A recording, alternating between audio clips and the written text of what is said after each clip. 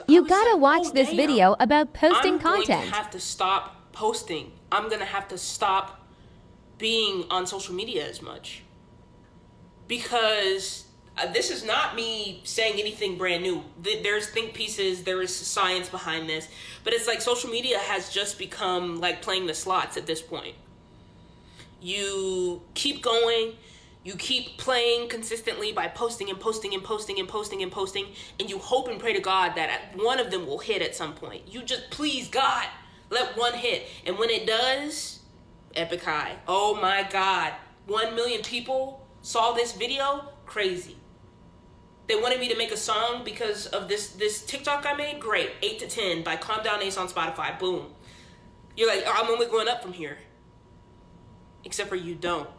You sit down in the chair, you press the button, aka post another video, flops. Wait a minute, but how did this flop? I only had 20,000 followers and now I have 400,000 followers. How is this flopping? Let me try again. Let me try again. So you push the button, post another TikTok. Zilch. Okay. Well, maybe this is just, maybe I'm just not as good as a creator as I thought I was. Let me try again. Let me try a different approach. You sit down, you press the button, release a video.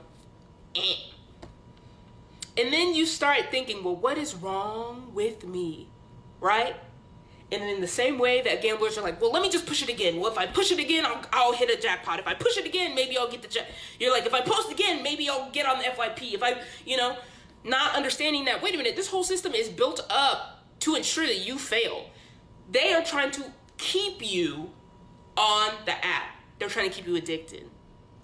So what do? They let you win every now and again. And by win, I mean they sprinkle in a few likes here and there.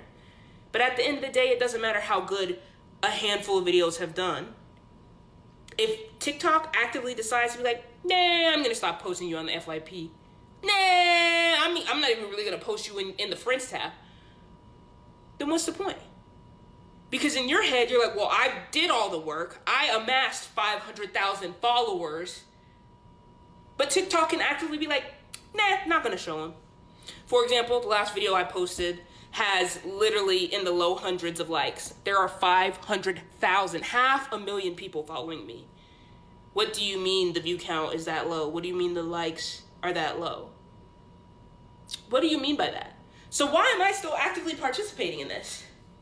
And I'm realizing it's because it's like, oh, I have to prove that, I'm worthy of a like. I have to prove that I'm funny. I have to prove that, oh, I have all these followers and nobody's liking stuff. That's embarrassing. So I need to get back up there. No, I don't. I took a 6-month break because I was starting to realize, oh, this is actually affecting me as a person. Like, my video's not doing well after doing so much work and getting so many views at a certain point in time. I was like, this is not good for me. This is not good for me. So I take a 6-month break. Coming back, it's even worse now because now there's TikTok Shop, so they prioritize those videos. And there's all of these things like where you can pay to play. If you pay this amount, then you can get this amount of views. If you make a video specifically to this song, maybe we'll pay you. Oh, no, I'm not going to continue to play in this lottery. I'm just going to go ahead and stand up, step away from the slot machine, and get on out of here. Because it's never that serious.